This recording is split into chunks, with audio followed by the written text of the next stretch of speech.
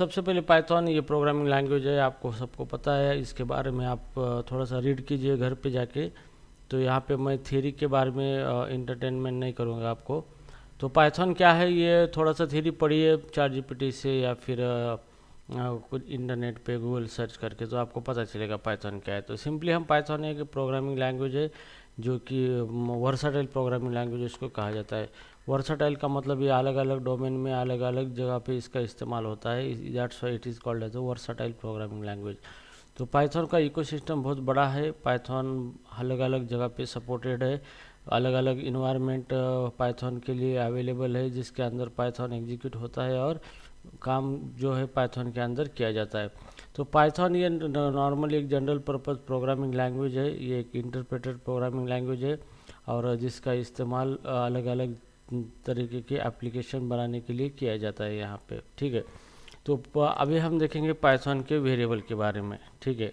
Variable के, अब variable का मतलब क्या होता है कि आप सबको पता है वेरिएबल क्या है, फिर भी मैं आपको बताऊंगा वेरिएबल क्या है। तो ये कि कंटेनर होता है जिसके अंदर हम कुछ वैल्यू स्टोर करके रखते हैं और उसी का यूज़ करके हम उस वैल्यू को रेफर करते हैं, उसी को हम वेरिएबल बोलते हैं, ठीक है। तो पाइथन के अंदर वेरिएबल किस तरीके से बनाते हैं, यहाँ पे सिंपली देयर इज कोई कमांड नहीं है, डायरेक्टली आपको वेरिएबल बनाना है तो आप यहाँ पे कोई नाम रख सकते हो। जैसे मैं x = 10 दे दिया मैंने यहाँ पे, तो ये x क्या है, ये वेरिएबल हो गया और 10 ये क्या हो गई, वैल्यू हो गई, और ये इक्वल टू ये हो गया ऑपरेटर हो गया, ठीक है। अब ये x = 10 मैंने बना दिया है, so this is called as a variable, this is called as a variable यहाँ पे, ओके, वेरिएबल, ओके। तो यहाँ पे वेरिएबल, ठीक है। अगर आपको कोई कमेंट देना हो, कमेंट का मतलब ये होता है कि किसी कोड को आपको डिजेबल करना है, वो कोड पाइथन का नहीं है, जस्ट एक लाइन ऑफ टेक्स्ट है और वो not a part of the programme.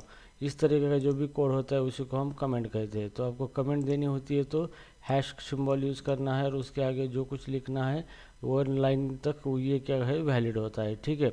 तो कमेंट इस तरीके से पाइथन में की जाती है, इसी को सिंगल लाइन कमेंट कहा जाता है, ठीक है।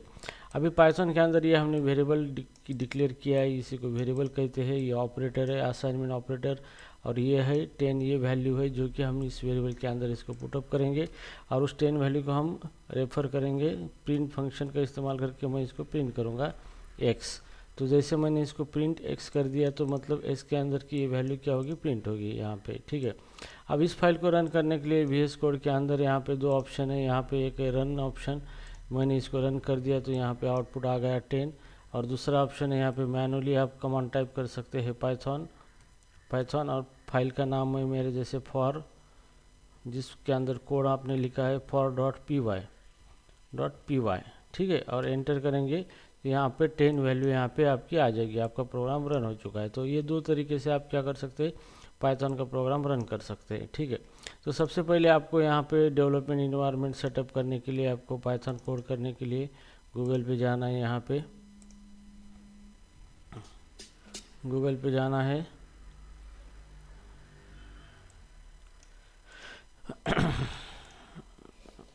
गूगल पे जाके यहाँ पे आप देखेंगे डाउनलोड पाइथन, ठीक है। तो डाउनलोड पाइथन, यहाँ पे पाइथन org आया है, यहाँ पे इसको क्लिक करना है यहाँ पे, और यहाँ पे डाउनलोड पाइथन 3.13.1 वर्जन है लेटेस्ट, इसको आपको डाउनलोड करना है यहाँ पे लेटेस्ट वर्जन। तो ये यहाँ पे डाउनलोड हो रहा है पाइथन हमारा इस तरीके से। तो ये पाइथन डाउनलोड हो रहा है, तो इसको डाउनलोड करना है और डाउनलोड होने के बाद इसको आपको इंस्टॉल करना है। तो इंस्टॉल करने की प्रोसेस बहुत आसान है। यहाँ पे जाना है पाइथन और इसको डबल क्लिक करना है ताकि पाइथन आपका क्या हो, इंस्टॉल हो सके, ठीक है। तो इस तरीके से पाइथन को इंस्टॉल करना है बस। इंस्टॉल करने के बाद ऑटोमेटिकली आपको बाद में VS कोड डाउनलोड करना है, VS कोड, ये VS कोड डाउनलोड। तो यहाँ पे VS कोड आ गया ऑफिशियल साइट, यहाँ पे डाउनलोड है, डाउनलोड को क्लिक करेंगे तो यहाँ पे direct VS code download option आएगा। तो यहाँ पे डाउनलोड कर दीजिए, आपके ऑपरेटिंग सिस्टम के हिसाब से इसका ऑप्शन डाउनलोडिंग स्टार्ट हो जाएगा यहाँ पे, ठीक है। तो यहाँ पे डाउनलोड नहीं हुआ है तो यहाँ पे हम हमारा ऑपरेटिंग सिस्टम कौन सा है उसके हिसाब से डाउनलोड करेंगे। तो हमारा यूज़र ये विंडोज़ 10-11 है, तो यहाँ पे यूज़र इंस्टॉलेशन यहाँ पे क्लिक करना है। तो यहाँ पे आपका VS कोड यहाँ पे डाउनलोड होना स्टार्ट हो चुका है यहाँ पे, ठीक है। तो ये आपका डाउनलोड हो रहा है VS कोड। और जैसे भी ये VS कोड डाउनलोड होता है तो आपको क्या करना है, इसको इंस्टॉल कर देना है ताकि उसके अंदर आप अच्छे तरीके से कोडिंग कर सको। ठीक है, ये 2 चीज़ें करनी है आपको, क्योंकि मैंने ऑलरेडी इंस्टॉल करके रखा है यहाँ पे, इसलिए मैं आपको इंस्टॉल करके नहीं दिखाऊंगा सारी चीज़ें। ठीक है, तो डाउनलोड करने के बाद जस्ट आपको इसको डबल क्लिक करके इंस्टॉल करना है यहाँ पे, ये दोनों चीज़ों को। ठीक है, पाइथन को और यहाँ पे VS कोड को इंस्टॉल करने के बाद यहाँ पे आपको क्या करना है, पाइथन का प्रोजेक्ट बनाना है आपको यहाँ पे सिंपल। तो हियर पाइथन का प्रोजेक्ट बनाना है आपको, तो सिंपल यहाँ पे मैं ये इसको क्लोज कर देता हूँ। यहाँ पे एक फ़ोल्डर बनाइए, यहाँ पे जैसे मैं एक फ़ोल्डर बनाऊंगा न्यू, कहीं पर भी फ़ोल्डर बनाइए, जैसे मैं इसको नाम दूंगा वेरिएबल, और यहाँ पे एंटर कर दे दूँगा, और इसको राइट बटन क्लिक करना है, शो मोर ऑप्शन करना है यहाँ पे, और यहाँ पे ओपन विथ कोड करना है यहाँ पे। ठीक है, तो जैसे भी आप ओपन विथ कोड करोगे यहाँ पे, तो ये VS कोड के अंदर ये ओपन हो जाएगा। ठीक है, अगर आपको कोई फाइल क्रिएट करना है जिसके अंदर आप पाइथन का कोड करना चाहते हो, ठीक है, यहाँ पे जाना है न्यू फाइल पे, जैसे मैं वेरिएबल नाम से एक फाइल करूँगा, और ध्यान में रखना है डॉट उसका एक्सटेंशन py होना चाहिए। एक्सटेंशन py है, मतलब ये क्या है, ये पाइथन की फाइल है यहाँ पे, इसके अंदर आप पाइथन वाला कोड यहाँ पे लिखने वाले हैं। ठीक है, तो हियर यहाँ पे वेरिएबल py। ठीक है, तो जैसे मैं यहाँ पे लिखूँगा नेम इज इक्वल टू, जैसे कि सारिका, यहाँ पे मैंने नेम लिखा है यहाँ पे। ठीक है, तो ये मेरा वेरिएबल हो चुका है और ये मेरी वैल्यू हो चुकी है यहाँ पे। ठीक है, अब मुझे इसको प्रिंट करना है, तो यहाँ पे इनबिल्ट प्रिंट फंक्शन है, और इसके अंदर मैं ये नेम पास करूँगा, तो नेम के अंदर की जो भी वैल्यू है वो प्रिंट हो जाएंगी। ठीक है, अभी यहाँ पे आपको टर्मिनल ओपन करना है यहाँ पे तो यहाँ पे टर्मिनल पे जाना है, न्यू टर्मिनल, और जैसे भी आप न्यू टर्मिनल करोगे यहाँ पे, तो यहाँ पे पाइथन कमांड है यहाँ पे पाइथन, और फाइल का नाम है हमारे वेरिएबल डॉट py, इसको रन करना है। एंटर करेंगे तो यहाँ पे नेम सारिका यहाँ पे आ चुका है यहाँ पे। ठीक है, तो this is called as a variable. तो वेरिएबल का पर्पज़ यही होता है कि हम क्या कर सकते हैं कि हमारा डेटा जो है उसके अंदर रखेंगे, और बार बार उस नेम से वेरिएबल का यूज़ करके हम उस डेटा को बार बार यहाँ पे क्या कर सकते हैं, रीयूज कर सकते हैं यहाँ पे। ठीक है, तो अभी हम देखेंगे वेरिएबल के कुछ रूल्स देखेंगे हम यहाँ पे, रूल्स ऑफ वेरिएबल। तो हियर नंबर 1 हमने यहाँ पे देखा है पाइथन के यहाँ पे number 1 point. Number 2 rules of a variable, rules of a variable. ठीक है, अब वेरिएबल डिक्लेयर करने के कुछ रूल्स होते हैं, मतलब ये वेरिएबल हमें लिखने के कुछ रूल्स होते हैं यहाँ पे। तो यहाँ पे पहला रूल है must begin with a letter और एन अंडरस्कोर। तो हमें वेरिएबल की शुरुआत करनी है एक तो लेटर से या फिर अंडरस्कोर का इस्तेमाल करके। जैसे कि मैं यहाँ पे सिटी लिखता हूँ, सिटी, यहाँ पे city is equal to Pune लिखता हूँ मैं यहाँ पे। ठीक है, तो यहाँ पे वेरिएबल का स्टार्टिंग यहाँ लेटर से हुआ है यहाँ पे। ओके, तो यहाँ से लेटर से स्टार्टिंग करना है आपको, या फिर अंडरस्कोर से, मैं अंडरस्कोर सिटी लिखता हूँ। तो ये 2 अलग अलग हो चुके हैं यहाँ पे, जैसे कि परली। ठीक है, तो ये 2 सिटी है यहाँ पे अलग अलग, ये अंडरस्कोर से स्टार्ट कर सकते हैं हम वेरिएबल का नाम, या फिर लेटर से स्टार्ट कर सकते हैं। ठीक है, तो इसको दोनों को भी हम प्रिंट करके देखेंगे। प्रिंट सिटी, और यहाँ पे प्रिंट यहाँ पे हम करेंगे अंडरस्कोर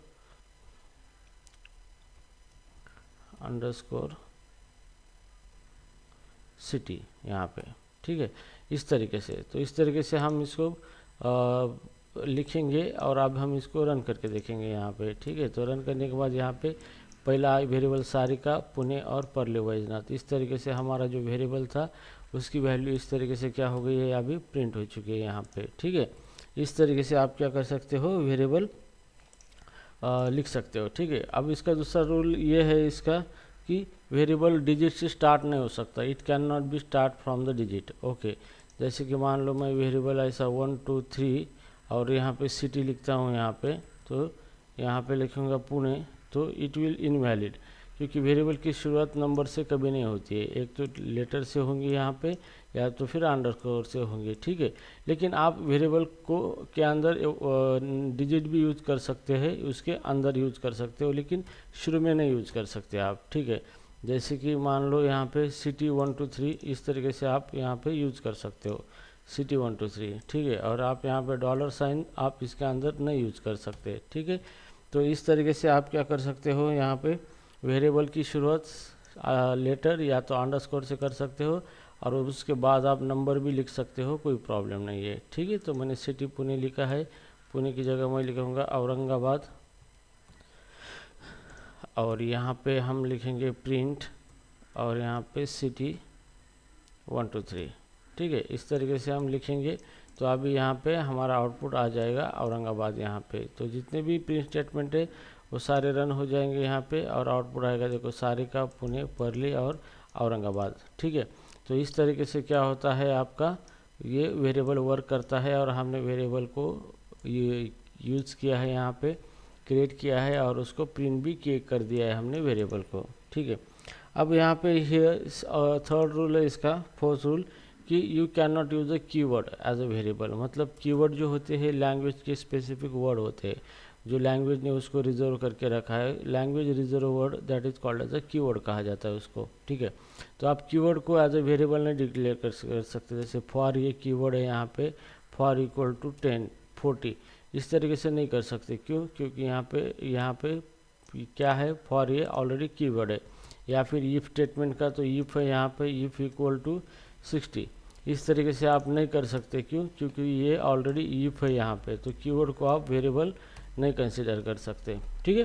तो वेरिएबल एक कस्टम नेम होता है, आप क्रिएट करते हो और उसके अंदर वैल्यू को स्टोर कर सकते हो, और उसी को आप रेफ़र करके उसका यूज़ करके उस वैल्यू को आप मैनिपुलेट कर सकते हो, उसी को कहा जाता है वेरिएबल कहा जाता है, ठीक है। तो वेरिएबल के कुछ रूल होते हैं, मतलब variable should be begin alphabet और लेटर और underscore, it can not be begin with the digit, okay, but digit you can use after the alphabet और द अंडरस्कोर, ठीक है।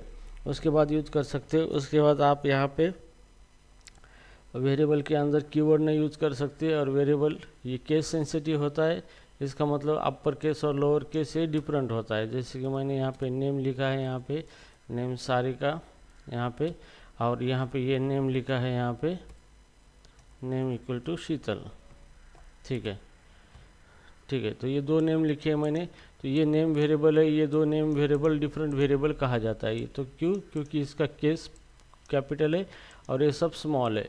तो पाइथन ये केस सेंसिटिव लैंग्वेज है, तो इसके अंदर अपर केस और लोअर केस ये डिफरेंट कहा जाता है, ठीक है। और जैसे मैं इसको प्रिंट कर दूँ नेम, और यहाँ पे प्रिंट कैपिटल नेम कर दूँ यहाँ पे, ठीक है। और जैसे भी मैं इसको रन कर दूँ यहाँ पे इस तरीके से, तो यहाँ पे आउटपुट आ गया सारिका और शीतल, यहाँ पे दोनों का आउटपुट यहाँ पे आ चुका है, ठीक है। तो guys this is all about the variable in a Python. आप वेरिएबल पाइथन के अंदर क्या कर सकते हो, बना सकते हो यहाँ पे, ठीक है। अब यहाँ पे वेरिएबल का अलग अलग अब टाइप होता है, ओके, मतलब हम यहाँ पे डेटा टाइप इस बोलेंगे यहाँ पे, ठीक है। तो पाइथन के अंदर हम देखेंगे अभी डेटा टाइप्स, ठीक है। अब यहाँ पे जो डेटा टाइप्स है, यहाँ पे डेटा टाइप्स दो तरीके की डेटा टाइप्स होते हैं यहाँ पे, ठीक है, दो तरीके। एक होता है प्रिमिटिव डेटा टाइप, और यहाँ पे दूसरा होता है नॉन प्रिमिटिव डेटा टाइप,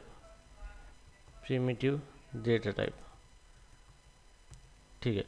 तो डेटा टाइप का मतलब ये होता है कि कोई भी डेटा है, हमारा डेटा का अलग अलग टाइप होता है। टाइप मतलब हमारा डेटा अलग अलग साइज़ का होता है, और उसका फॉर्मेट भी अलग अलग होता है। तो उसके हिसाब से उसको एक नाम दिया गया है, उसी को हम डेटा टाइप, ओके। समझ में आ रहा है ना ये सबको? कौन कौन ज्वाइन है आज?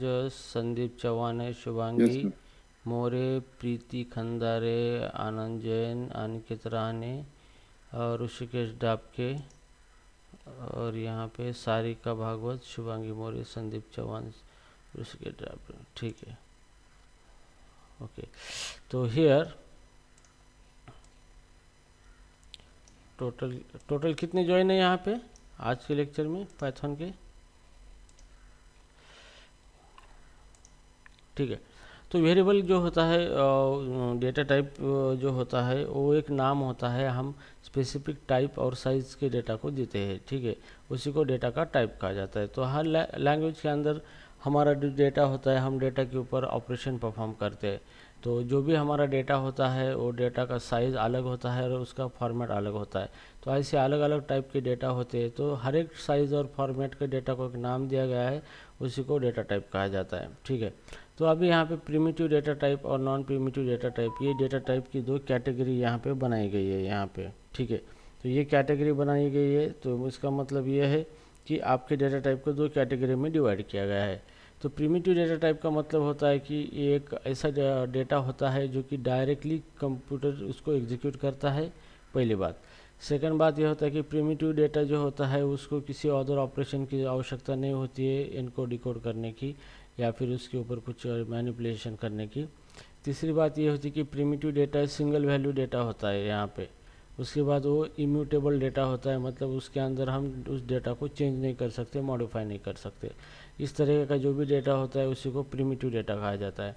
और नॉन प्रिमिटिव डेटा जो होता है वो एक डेटा स्ट्रक्चर होता है वहाँ पे, जो कि डायरेक्टली कंप्यूटर प्रोग्राम उसको एग्जीक्यूट नहीं करता है, उसके ऊपर ऑपरेशन करके एग्जीक्यूट करना पड़ता है। इस तरह का जो भी डेटा होता है उसको हम नॉन प्रिमिटिव डेटा कहा जाता है, ठीक है। नॉन प्रिमिटिव डेटा है ये म्यूटेबल होता है, उसको हम मॉडिफाई कर सकते हैं, चेंज कर सकते हैं। और नॉन प्रिमिटिव डेटा जो होता है ये मल्टी वैल्यू डेटा होता है, तो हम उसको उसके अंदर मल्टीपल वैल्यू हो सकती है, ठीक है। तो इस तरीके से डेटा के टाइप है। तो अभी हम यहाँ पे नॉन प्रिमिटिव डेटा नहीं देखने वाले क्योंकि इसके ऊपर सेपरेट चैप्टर है, यहाँ पे हम सिर्फ प्रिमिटिव डेटा देखने वाले, ठीक है। तो प्रिमिटिव डेटा में एक इंट नाम का डेटा है। तो इंट नाम का डेटा जो है इसका मतलब आपका डेटा नंबर फॉर्मेट में है और इस तरीके से कोई भी नंबर हो सकता है जो कि इसके अंदर कोई फ्रैक्शनल पॉइंट नहीं हो सकता है। तो इस तरीके का जो भी डेटा होता है यहाँ पे उसी को कहा जाता है प्रिमिटिव इंटीजर डेटा, ठीक है। तो जो भी डेटा हमारा नंबर के फॉर्मेट में है उसी को नाम दिया गया है इंट नाम, और ये इंटीजर एक डेटा टाइप है यहाँ पे, ठीक है ना। उसके बाद यहाँ पे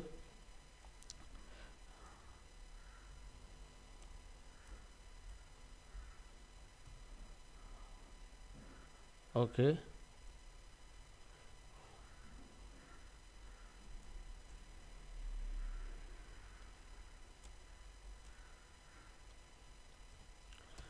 ठीक है। तो उसके बाद यहाँ पे है data type, float data type है यहाँ पे फ्लोट। तो फ्लोट का मतलब क्या है, जो भी आपका डेटा होता है उसके अंदर पॉइंट होता है इस तरीके से। तो इस तरीके का जो भी डेटा है पॉइंट में, फ्रैक्शन पॉइंट में, इसको हम फ्लोट डेटा टाइप कहा जाता है इसको, ठीक है। तो ये इस तरीके का डेटा है, इसको नाम दिया गया है फ्लोट। तो ये फ्लोट नाम से इसको पहचाना गया है इस डेटा टाइप को, ठीक है। इस डेटा को फ्लोट नाम दिया गया है। तो फ्लोट का मतलब numerical data but it has the some fractional point, ठीक है ना। उसके बाद यहाँ पे थर्ड डेटा टाइप है यहाँ पे कॉम्प्लेक्स। तो कॉम्प्लेक्स भी एक डेटा टाइप है जिसका यूज़ होता है कॉम्प्लेक्स नंबर स्टोर करने के लिए। तो जो भी कॉम्प्लेक्स नंबर है उसी को नाम दिया गया है कॉम्प्लेक्स डेटा टाइप, जैसे 2 + 3i, इस तरीके का कॉम्प्लेक्स नंबर हमारे पास होता है यहाँ पे, ठीक है ना। उसके बाद str डेटा टाइप है। str का मतलब यह होता है कि सीक्वेंस ऑफ कैरेक्टर, ओके, इसी को हम स्ट्रिंग कहते हैं। मतलब मल्टीपल कैरेक्टर एक साथ जो नाम बनता है हमारा उसी को हम क्या बोलते हैं, स्ट्रिंग बोलते हैं। तो स्ट्रिंग में is nothing but the sequence of character that is called as the string. तो ये स्ट्रिंग जो होती है, टेक्स्ट जो होता है हमारा, उसी को नाम दिया गया है str। तो ये str नाम का एक डेटा टाइप है यहाँ पे, ठीक है। उसके बाद यहाँ पे बुल का मतलब होता है बुलियन डेटा टाइप। तो इस टाइप का जो भी डेटा होता है यहाँ पे इसके अंदर दो ही वैल्यू होती है, एक तो ट्रू वैल्यू होती है या तो फिर फॉल्स वैल्यू होती है। तो इस तरीके का जो भी डेटा होता है उसी को नाम दिया गया है बुल। और ये बुल क्या है, एक डेटा का टाइप हो चुका है। अगर आप बुल रेफर करोगे तो यहाँ पे ट्रू और फॉल्स कंसिडर हो जाएगा यहाँ पे, ठीक है। अब यहाँ उसके बाद है डेटा टाइप नन नाम का डेटा टाइप है, नन टाइप, ओके। तो नन टाइप का डेटा टाइप यहाँ पे नन।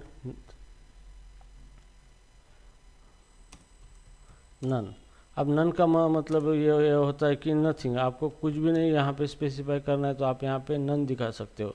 तो नन का मतलब होता है कुछ भी नहीं है, नथिंग, ठीक है। तो इस तरीके से ये डेटा टाइप यहाँ पे क्या होते हैं, यहाँ पे यूज़ किए जाते हैं, ठीक है। उसके बाद डेटा टाइप जो आता है जैसे कि बाइट्स आता है, यहाँ पे बाइट्स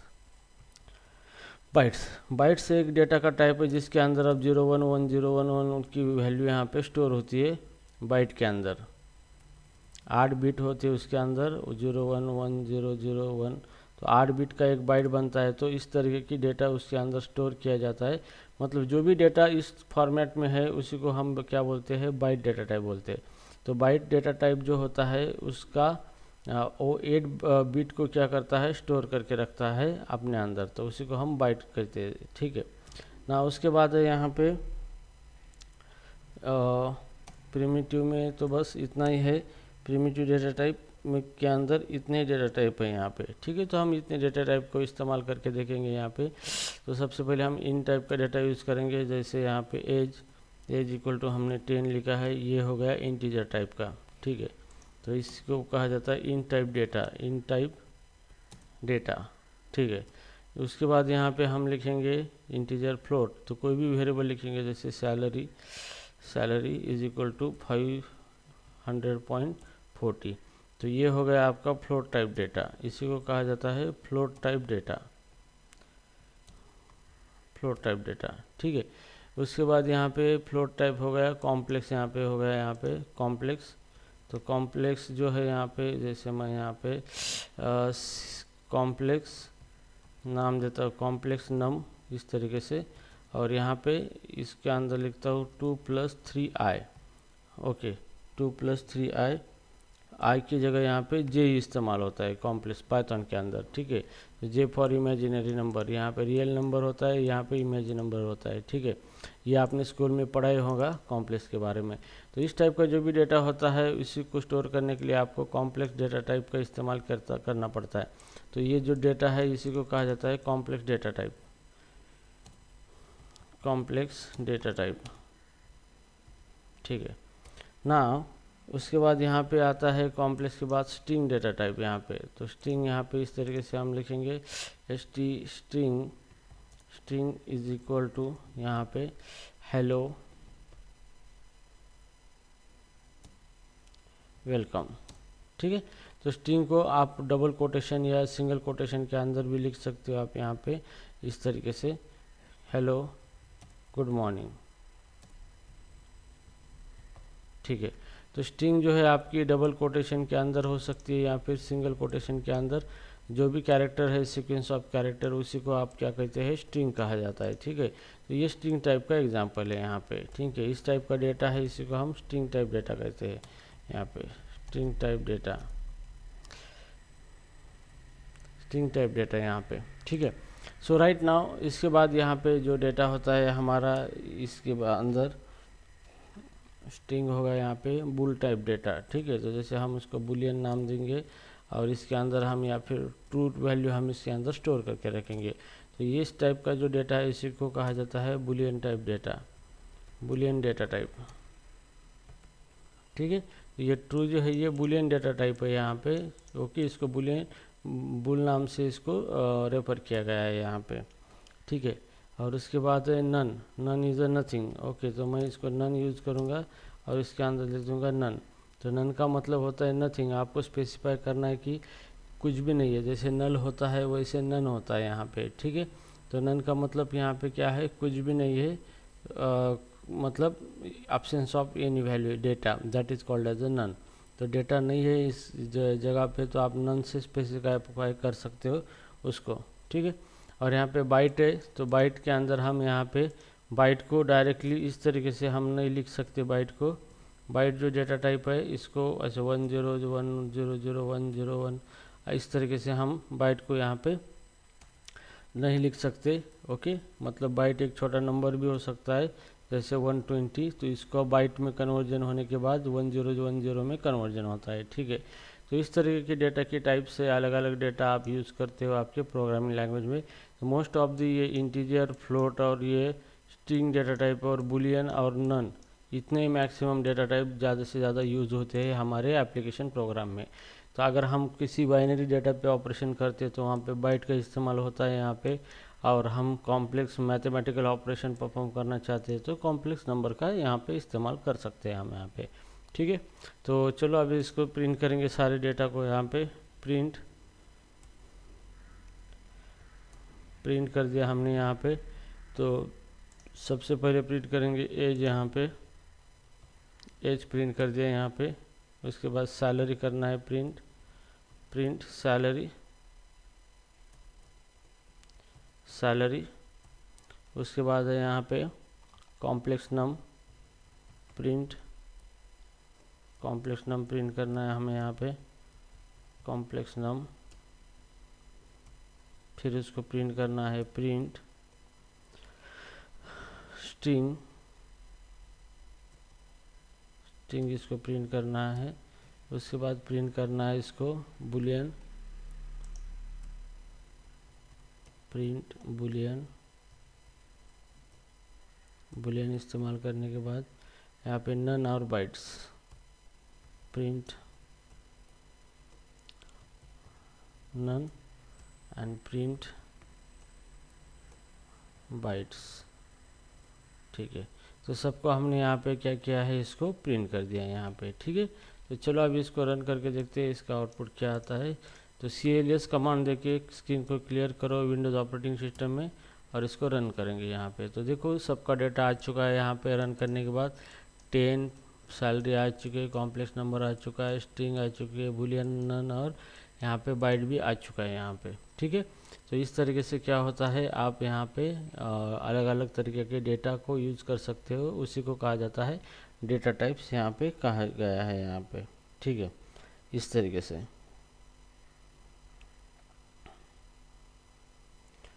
ओके, तो अभी हम देखेंगे डायनामिक टाइपिंग।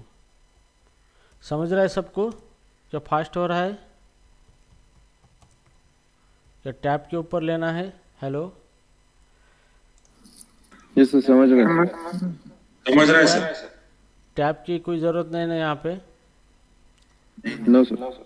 ओके, ठीक है, चलेगा। तो अभी यहाँ पे देखो, ये हम अभी देखने वाले यहाँ पे डायनामिक टाइपिंग।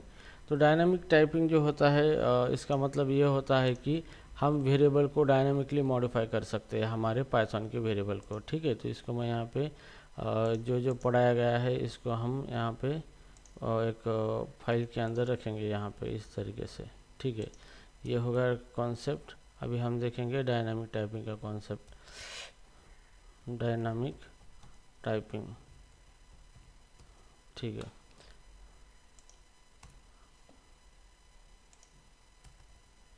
टाइपिंग, ठीक है। अभी डायनामिक टाइपिंग का मतलब क्या होता है कि हम की वेरिएबल जो है हमारे वेरिएबल को इन बिटवीन क्या कर सकते हैं, मॉडिफाई कर सकते हैं। ठीक है, जैसे कि हमने यहाँ पे नेम लिखा है, नेम इक्वल टू मैं लिखता हूँ सारिका, यहाँ पे नेम लिखा है यहाँ पे।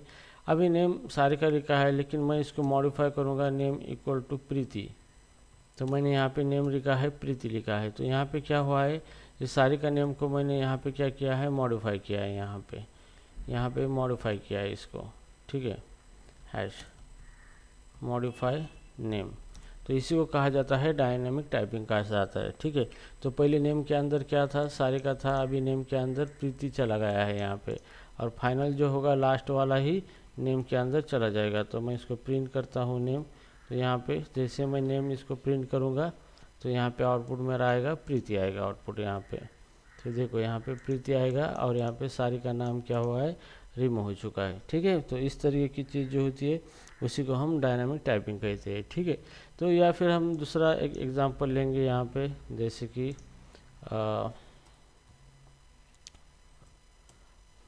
ओके, जैसे कि हमारा एज है यहाँ पे, एज इक्वल टू 10 है यहाँ पे, और मैं डायरेक्टली एज के अंदर नाम रखता हूँ, जैसे सारिका नाम रखा हुआ मैंने। ठीक है, एज के अंदर, तो यहाँ पे एज के अंदर मैंने 10 रखा था, तब एज का डेटा टाइप इंटीजर हुआ था। यहाँ पे एज का डेटा टाइप क्या हुआ है, इंटीजर हुआ है। ठीक है, क्योंकि उसके अंदर वैल्यू इंटीजर टाइप की। लेकिन मैंने उसको डायनामिकली चेंज करके मैंने उसके अंदर क्या है, str डेटा टाइप बना लिया है, क्योंकि उसके अंदर मैंने स्ट्रिंग रखा है। तो एक ही वेरिएबल के अंदर आप मल्टीपल टाइप का डेटा आप क्या कर सकते हो, रख सकते हो। डायनामिक तरीके से, तो इसी को कहा जाता है डायनामिक टाइप कहा जाता है। मतलब मैं डायनामिकली इसका डेटा टाइप चेंज कर रहा हूँ मेरे वेरिएबल का, ठीक है। और जैसे भी मैं यहाँ पे आउटपुट ले लूँगा, यहाँ पे प्रिंट और यहाँ पे एज प्रिंट करूँगा इस तरीके से। तो एज प्रिंट करने के बाद यहाँ पे रन करने के बाद यहाँ पे आउटपुट सारी का आएगा, मतलब लास्ट वाला जो है वो ओवरराइड होगा पहले वाले के ऊपर, ठीक है। तो इस तरीके से हम क्या कर सकते हैं, वेरिएबल बना सकते हैं यहाँ पे, ठीक है। अभी हम देखेंगे कांस्टेंट के बारे में।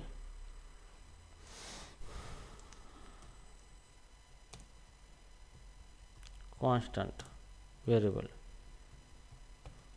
ठीक है। तो कांस्टेंट का मीनिंग यही होता है कि नॉट चेंजेबल, नॉट मॉडिफाइबल, इसी को हम क्या बोलते हैं, कांस्टेंट बोलते हैं, ठीक है। तो कांस्टेंट जो भी होता है वो इम्यूटेबल होता है। इम्यूटेबल का मतलब क्या होता है कि उसको हम क्या कर सकते हैं, मॉडिफाई नहीं कर सकते उसकी वैल्यू को, उसी को हम क्या बोलते हैं, कांस्टेंट बोलते हैं, ठीक है। लेकिन पाइथन के अंदर ऐसा कोई कॉन्सेप्ट है नहीं कि आप किसी वेरिएबल को कांस्टेंट डिक्लेयर करो और जैसे भी उसकी वैल्यू मॉडिफाई होगी तो एरर देगा, ऐसा कोई कंसेप्ट है ही नहीं है। अगर आपको कांस्टेंट डिक्लेयर करना है तो आप यहाँ पे उसको कैपिटल तरीके से लिख सकते हो, जैसे पी वाई कांस्टेंट है, उसकी वैल्यू 3.14 है, तो ये पी आई को हम कांस्टेंट कंसिडर कर सकते हैं, मतलब इसकी वैल्यू हमें चेंज नहीं करना चाहिए, लेकिन असल में ये इसकी वैल्यू चेंज होती है यहाँ पे, ओके। तो पाइथन के अंदर ऐसा कोई मैकेनिज्म नहीं है कि हम किसी भी वेरिएबल को कांस्टेंट डिक्लेयर करें, अगर उसकी वैल्यू चेंज करना चाहते हैं तो ये एरर देगा, ऐसा कोई मैकेनिज्म नहीं है। अगर आपको लगता है प्रोग्रामिंग के अंदर कुछ कांस्टेंट डिक्लेयर करके रखना है तो उसको आप कैपिटल फॉर्म में लिख सकते हो, जैसे यहाँ पे मैं लिखता हूँ यहाँ पे रेट, तो रेट इक्वल टू मैं लिखता हूँ 45, तो ये कैपिटल में मैंने लिख के रखा है। तो इसका मतलब जो कोई इसको मॉडिफाई करने वाला या फिर कोई दूसरा प्रोग्रामर है तो वो इसको मॉडिफाई नहीं करेगा, क्योंकि उसको पता चलेगा ये कैपिटल लिखा है, इसका मतलब ये कांस्टेंट है यहाँ पे, ठीक है। तो हम इसको प्रिंट करके देखेंगे, यहाँ पे प्रिंट एलन, यहाँ पे पी आई और यहाँ पे प्रिंट एलन, यहाँ पे रेट, ठीक है, इस तरीके से। तो चलो इसको रन करके देखते हैं। कमांड पाइथन मैं इस तरीके से रन करता हूँ, आप यहाँ से क्लिक करके भी रन कर सकते हो इसको, ठीक है। तो यहाँ पे उसकी वैल्यू यहाँ पे प्रिंट हो चुकी है यहाँ पे, ठीक है। सो राइट नाउ हियर, अभी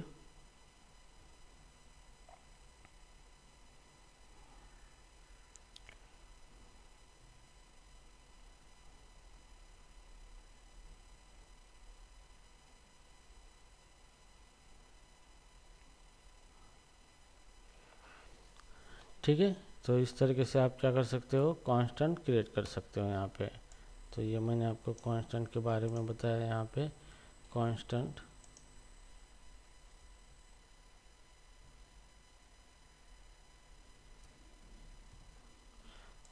के बारे में,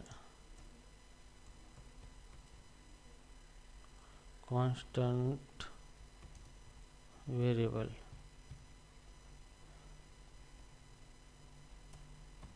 कांस्टेंट वेरिएबल, ठीक है, इस तरीके से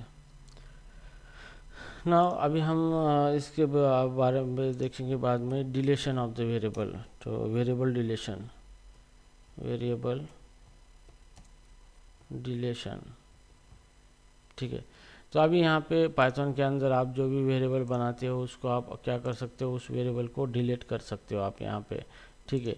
तो इस कॉन्सेप्ट को कहा जाता है वेरिएबल डिलीशन कहा जाता है।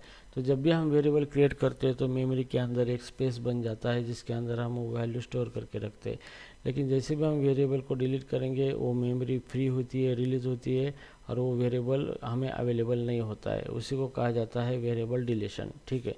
तो जैसे कि मैं यहाँ पे वेरिएबल लिखता हूँ नेम इज इक्वल टू पूजा, ये मैंने नेम लिखा है यहाँ पे पूजा का, ठीक है। तो अब पूजा जो नेम है, तो यहाँ पे मुझे इसको डिलीट करना है, तो यहाँ पे मुझे डेल यूज़ करना है, डेल और नेम करूँगा मैं यहाँ पे, और यहाँ पे मैं प्रिंट करूँगा इस तरीके से, प्रिंट और नेम को प्रिंट करूँगा यहाँ पे, ठीक है। तो यहाँ पे क्या होता है देखेंगे हम इस तरीके से। तो यहाँ पे प्रोग्राम को रन करेंगे और रन करने के बाद यहाँ पे देखो एक एरर आ चुका है यहाँ पे।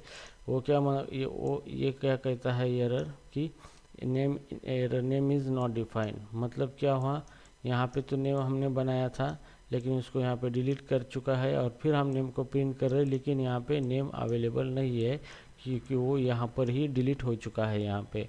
ठीक है, अगर हम इससे पहले इसको प्रिंट करेंगे और उसके बाद डिलीट करके प्रिंट करेंगे तो क्या आता है हम देखेंगे यहाँ पे। ठीक है, तो इसको CLS करके क्लियर कर देंगे और फाइल को प्रिंट कर दें। तो पहले देखो यहाँ पे पूजा नेम आया है, यहाँ पे जैसे इसके अंदर पूजा रखा है तो यहाँ पे नेम प्रिंट किया है तो पूजा नेम आया है, और उसके बाद नेम वेरिएबल को डिलीट कर दिया हमने और फिर उसको प्रिंट कर दिया हमने यहाँ पे। तो यहाँ पे क्या हो रहा है, यहाँ पे ये कहता है कि नेम इज़ नॉट डिफाइंड, मतलब नेम अवेलेबल नहीं है यहाँ पे। तो आप उसको प्रिंट करना चाह रहे हो लेकिन नेम अवेलेबल नहीं है, तो इस तरीके से एक एरर आपको यहाँ पे मिल जाएगा यहाँ पे। ठीक है, तो इस तरीके से आप वेरिएबल को क्या कर सकते हो, डिलीट कर सकते हो।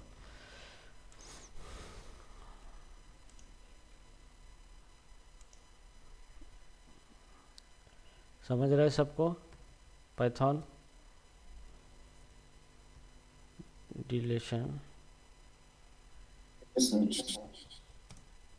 Of a variable.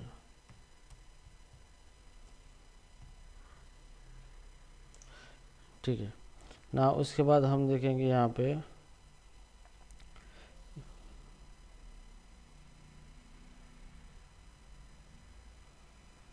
ठीक है, वेरिएबल पैकिंग कॉन्सेप्ट है हमारा, वेरिएबल पैकिंग।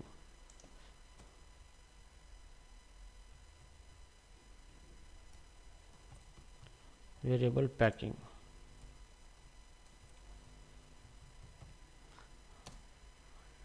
या फिर assign multiple variable.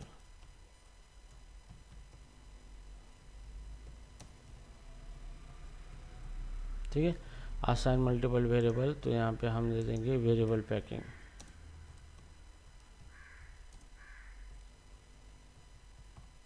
Variable packing, ठीक है। तो वेरिएबल पैकिंग का मतलब क्या है कि मल्टीपल वैल्यू आप मल्टीपल वेरिएबल के अंदर एट अ टाइम रख सकते हो, उसी को वेरिएबल पैकिंग कहा जाता है। जैसे मेरे पास एक वेरिएबल है, जैसे नेम है,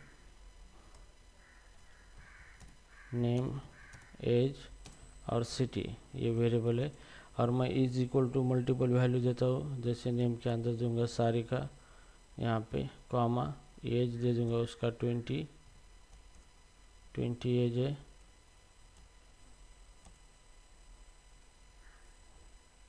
ठीक है, एज 20 है, और सिटी है औरंगाबाद। ठीक है, तो यहाँ पे देखो ये मैंने मल्टीपल वेरिएबल डिक्लेयर किए हैं और उसके अंदर डेटा मैंने यहाँ पे रखा है।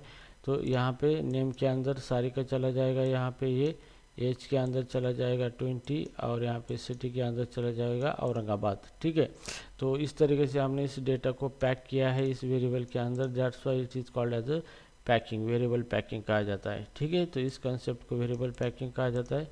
तो इसको प्रिंट करेंगे यहाँ पे, प्रिंट, और यहाँ पे देखेंगे name comma age comma city, एक साथ भी हम इसको प्रिंट कर सकते हैं यहाँ पे इस तरीके से। ठीक है, तो चलो अभी इसको हम प्रिंट करेंगे यहाँ पे। तो यहाँ पे आ गया सारिका 20 और औरंगाबाद यहाँ पे। तो इस तरीके से आप वेरिएबल को पैकिंग कर सकते हो। मल्टीपल वेरिएबल यहाँ पे है, तो मल्टीपल वेरिएबल के अंदर मल्टीपल डेटा रख के आप उसको पैक कर सकते हो। ठीक है, so this is called as a variable packing यहाँ पे। सो हियर वेरिएबल पैकिंग का एग्जांपल था यहाँ पे। ठीक है, अब हम यहाँ पे लिखेंगे वेरिएबल अनपैकिंग।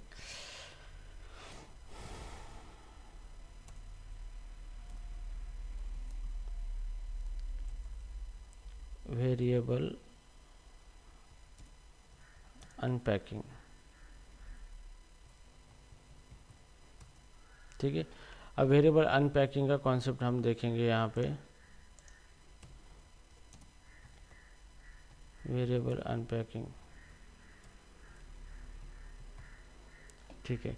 अब वेरिएबल अनपैकिंग का मतलब यह है कि हमारे पास एक सेट ऑफ वेरिएबल है, यहाँ पे एक एरे है, यहाँ पे हमारे पास लिस्ट है, और उसमें से हम वेरिएबल को बाहर निकालते हैं, अनपैक करते हैं, उसी को वेरिएबल अनपैकिंग इसको कहा जाता है यहाँ पे। ठीक है, तो जैसे कि मान लो यहाँ पे मेरे पास एक वेरिएबल है, जैसे नेम है, एज है यहाँ पे, और यहाँ पे सिटी है। ठीक है, ये 3 वेरिएबल है, और मेरे पास एक लिस्ट है जिसके अंदर नेम है सारिका, यहाँ पे एज है 20 और सिटी है औरंगाबाद।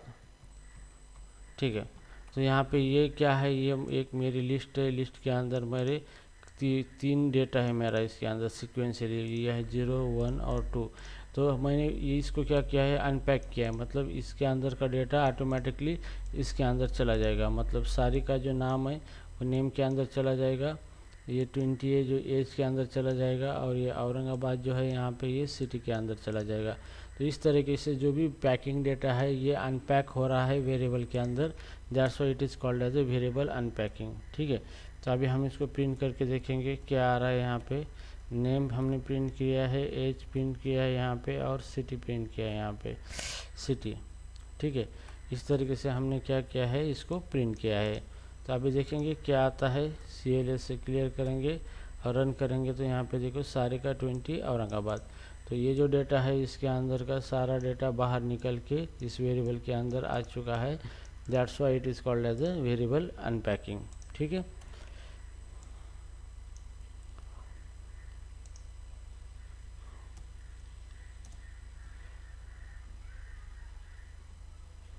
यहाँ पे इस तरीके से वेरिएबल अनपैकिंग।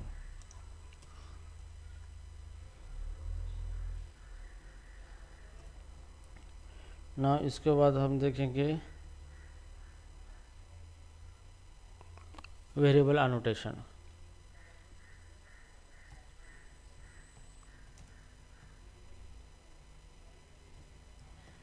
अनोटेशन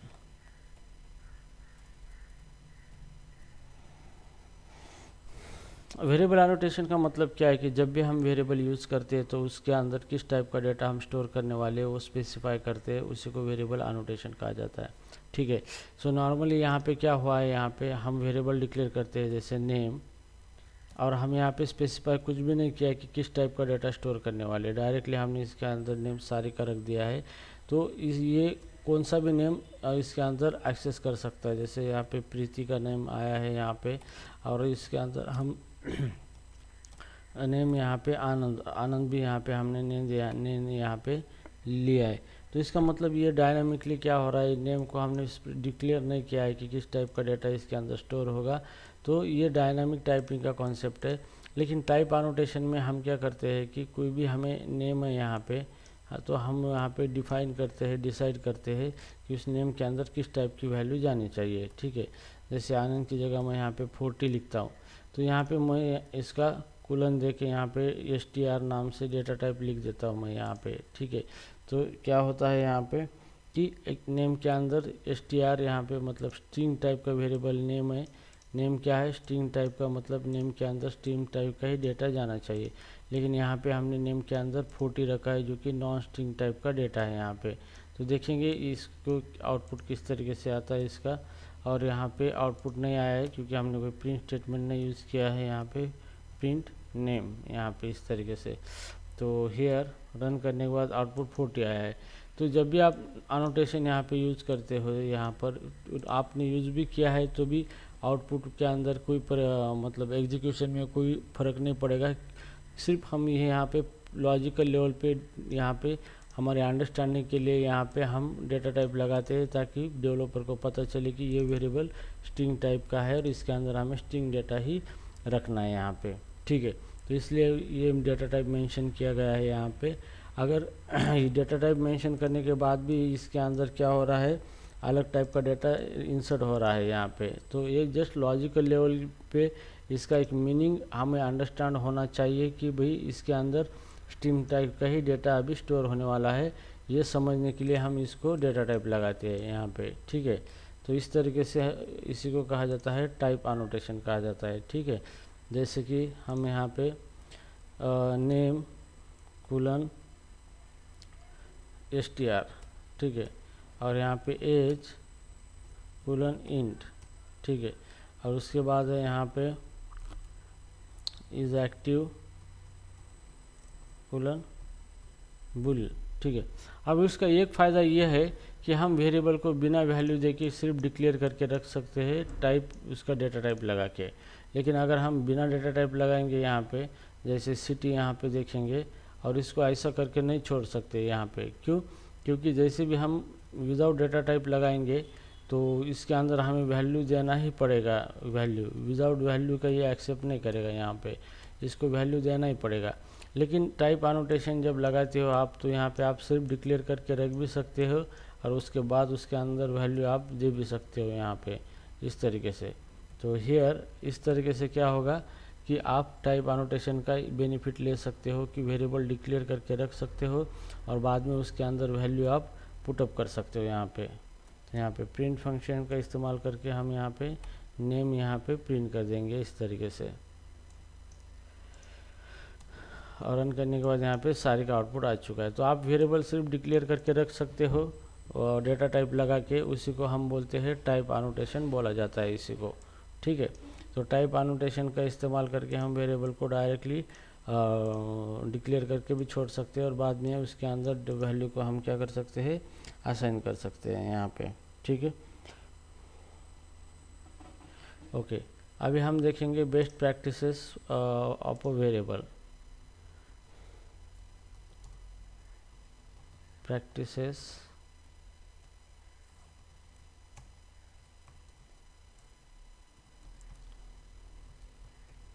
वेरिएबल्स, ठीक है।